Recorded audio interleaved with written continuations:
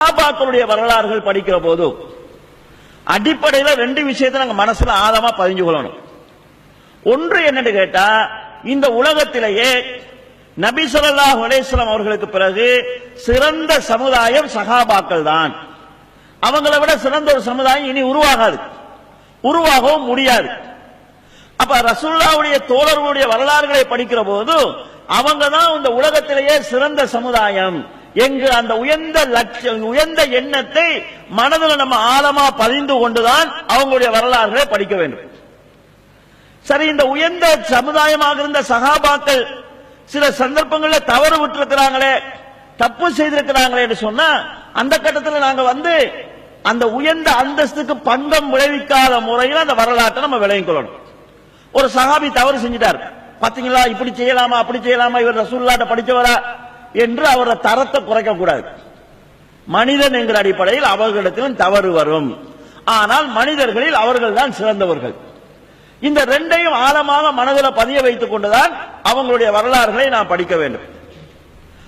அடுத்தது சஹாபாக்களுடைய வரலாறுகளை படிக்கிற போது அவங்க இடையில சில பிரச்சனைகள் நடந்திருக்கிறது, சில சிக்கல்கள் உருவாகி இருக்கிறது. என்னதான் நடந்தாலும் அவர்களுடைய ஈமானிலேயோ இஹ்லாஸிலேயோ குறை காணக்கூடிய விதத்தில் அந்த வரலாறுகளை நாம் புரிந்து கொள்ளக்கூடாது. அல் குர்ஆனில் அல்லாஹ் தஆலா சஹாபாக்களை பற்றி சொல்கிற போது யப்தகூன ரிதுவா, அதாவது ஃபضலம் மினல்லாஹி வ ரிதுவானா, சஹாபாக்கள் அல்லாஹ்விடத்தில் திருப்தியை எதிர்பார்க்கிறார்கள், அல்லாஹ்வுடைய முகத்துக்காகத்தான் அவங்க போராடினாங்க என்று பல இடங்களில் குர்ஆனில் சொல்கிறான். ஆக அவங்க உலக விஷயத்தில் ஏதாவது ஒன்றில் தவறு விட்டாலும் அதில் அவங்க அல்லாஹ்விடத்தில் நன்மையை நாடி இருக்கலாம், விளங்கினதில் தவறு விட்டிருப்பாங்க மனிதன் என்கிற அடிப்படையில். எனவே அவங்களுடைய அந்தஸ்துக்கு களங்கம் கற்பிக்காத முறையில் தான் அவங்களுடைய வரலாறுகளை நாம் படிக்க வேண்டும். அடுத்தது சஹாபாக்களுடைய வரலாறுகளை படிக்கிற போது அவங்க ஒரு தவறு செய்தாங்கன்னு வருகிறது.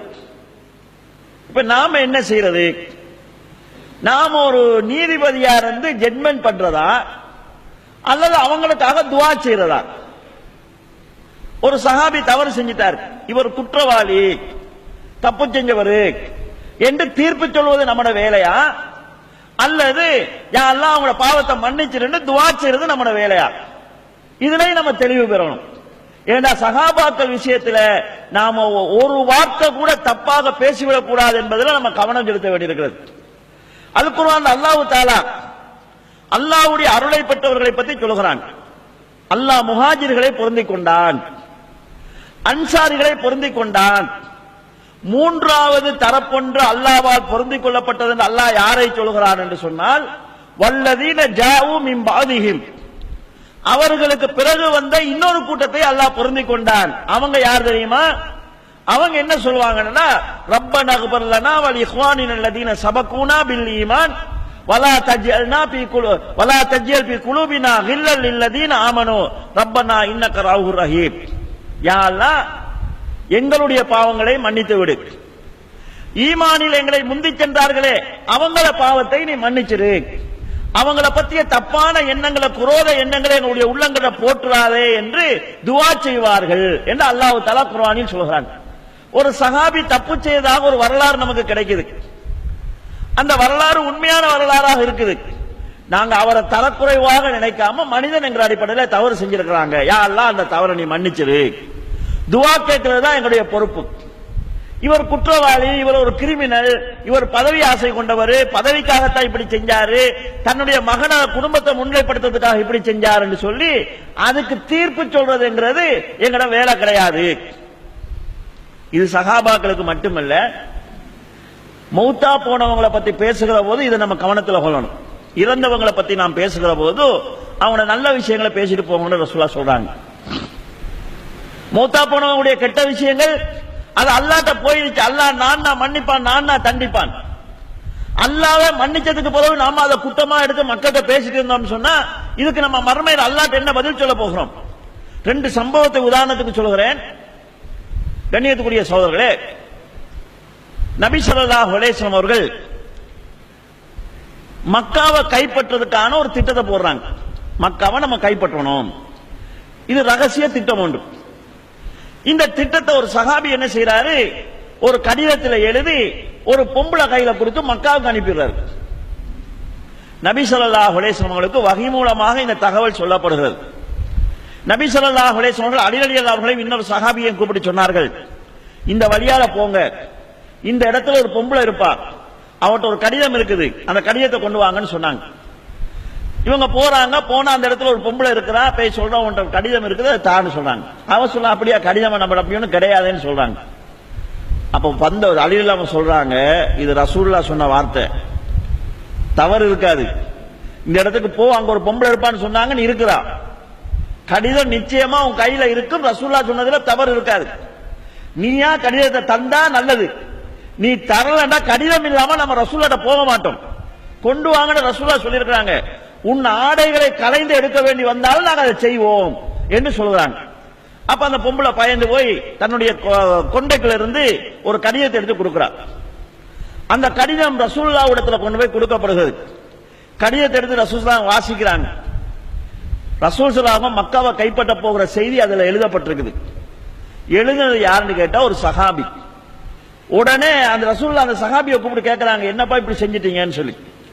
அவர் தனது சில உறவுகளை பாதுகாக்கிறதுக்காக ஒரு நட்புறவை ஏற்படுத்திக் கொள்வதற்காக இப்படி செஞ்சேன், இஸ்லாத்தின் மீது கொண்ட வெறுப்பிலையோ உங்களுக்கு துரோகம் செய்யறதுக்காக நான் செய்யலன்னு சொல்லிடுறாரு.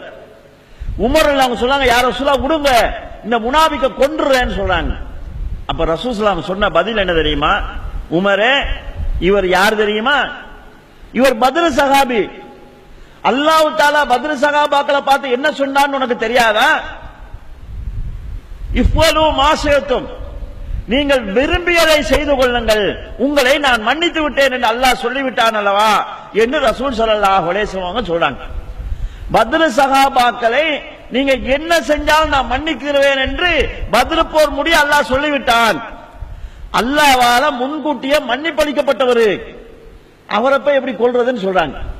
கண்ணியத்துக்குரிய சகோதரர்களே, அப்ப கடந்த காலத்துல வாழ்ந்த நல்லவங்களுடைய ஒரு வரலாறுல மனிதன் என்கிற அடிப்படையில் ஒரு தவறு விட்டு அந்த தவறை நாம் ஒரு விமர்சனமாக எடுப்போமாக இருந்தால் அல்லாஹ்வால் அவங்க மன்னிக்கப்பட்டிருந்தா நம்மளுடைய நிலை என்ன? எனவே இந்த விஷயத்தில் நம்ம கவனமாக இருக்க வேண்டும். அடுத்தது, சட்டத்தின் முன் அனைவரும் சமம்தான். எப்ப ரெண்டு பேருக்கு இடையில பிரச்சனை வந்துச்சு, தீர்ப்பு சொல்கிற போது ரெண்டு பேருக்கும் சமமா தான் தீர்ப்பு சொல்லும், அதுல பக்க சார்பு கிடையாது.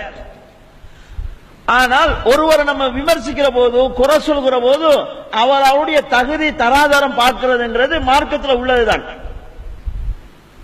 ஒரு நாள் அபூபக்கர் ரலியல்லாஹு அவர்களுக்கும் உமர் அவங்களுக்கு இடையில ஒரு சின்ன பிரச்சனை ஏற்பட்டு விடுகிறது. அபூபக்கர் அவங்க உமர் அவங்கள கொஞ்சம் கோபமா பேசிடுறாங்க. வளமே அவங்க சொப்டா இருப்பாங்க, கொஞ்சம் கோபமா பேசிட்டாங்க.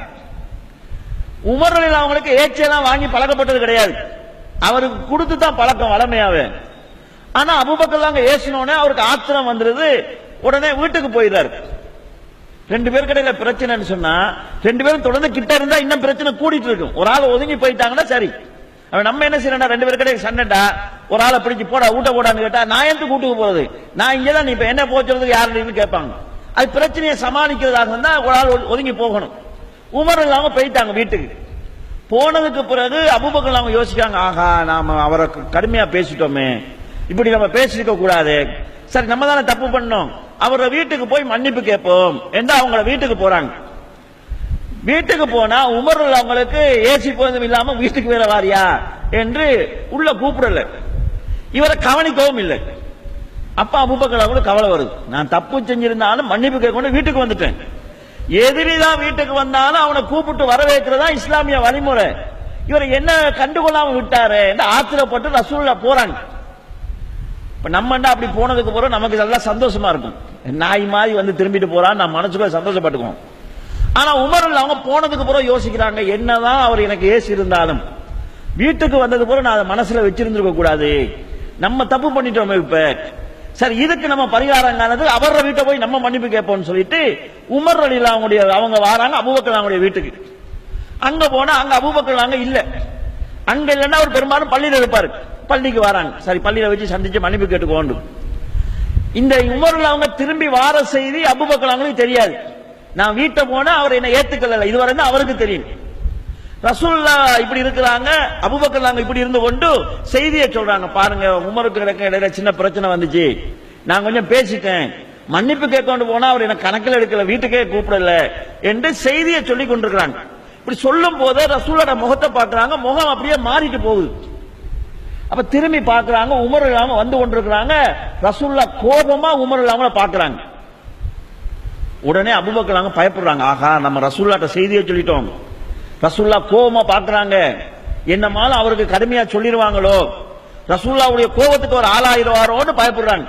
நம்ம நல்லா மாட்டினா நம்ம சந்தோஷப்பட்டுருவோம். அவங்களுக்கு இடையில பிரச்சனை வந்தாலும் அந்த அன்பு நேசம்ங்கிறது பிரியாத ஒரு பிரச்சனை இருக்கு.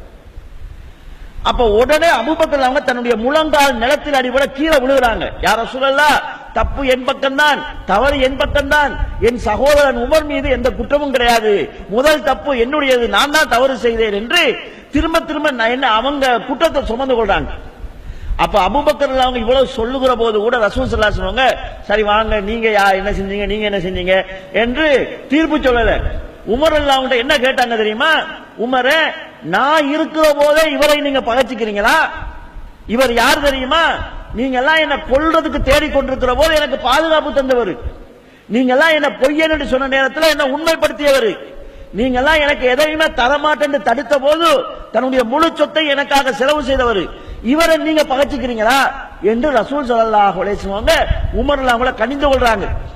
உமர் அவங்க சொல்றாங்க, இதுக்கு போல இவரோட பகைச்சு கொள்வதில்லை, இவரோட முரண்பட்டுக் கொள்வதில்லைன்னு நான் மனசுல நினைச்சு கொண்டேன்னு சொல்றாங்க. கண்ணியத்துக்குரிய சோழர்களே, அபூபக்கர் அவங்களுடைய அந்தஸ்து வேற, உமர் அவங்களுடைய அந்தஸ்து வேற. அந்த இடைவேளத்துல கூட இந்த அதாவது தராதரம் பார்க்காம விமர்சனம் செய்வது, பகைச்சு கொள்வது, எதிர்த்துக் கொள்வதுங்கிறதை ரசூல் ஸல்லல்லாஹு அலைஹி வஸல்லம் அங்கீகரிக்கல. அப்ப இப்படி நிலை இருக்கும் போது நம்ம இங்க இருந்து கொண்டு அபூபக்கர் அவங்க இப்படி செஞ்சிருக்க கூடாது, உமர் அவங்க இப்படி செஞ்சிருக்க கூடாது, உஸ்மான் அவங்க தங்க குடும்பத்துக்கு வேலை கொடுத்திருக்க கூடாது, இப்படி ஒரு ஆள் விமர்சனம் செய்யக்கூடிய நிலை உருவாகுதுன்னு சொன்னால் இது எவ்வளவு ஆபத்தானது. ரசூலுல்லாஹ் இருந்தாங்கன்னா அங்கீகரிப்பாங்களா? உனக்கு அவங்களுக்கு இடையில ஏணி வச்சாலும் எட்டாத தூரம். அதைத்தான் ரசூலுல்லாஹ் சொன்னாங்க, லா தசுப்பு அஸ்ஹாபி, என் தோழர்களை குறை சொல்லாதீர்கள், உங்களில் ஒருவர் உகது மலை அளவு தங்கத்தை தர்மம் செய்தாலும் எனது தோழர்களில் ஒருவர் ஒரு புடி அள்ளி கொடுத்தாரு அதுக்கு சமனாகிறாது என்று ரசூலுல்லாஹ் சொல்றாங்க. ஆக சஹாபாக்களுடைய வரலாறுகளை படிக்கிற போது மனிதன் என்கிற அடிப்படையில் அவங்க தவறு செய்திருந்தால் நாங்க அதுக்காக அவங்களை விமர்சனம் செய்யக்கூடிய தோழர்களை அவங்களுக்கு தீர்ப்பு சொல்கிற தோரணை கிடையாது. அவங்களும் மனிதர்கள் தவறு செஞ்சா யாரெல்லாம் மன்னிச்சிரு, இந்த ஒரு நிலைப்பாடு கட்டாயமாக இருக்க வேண்டும்.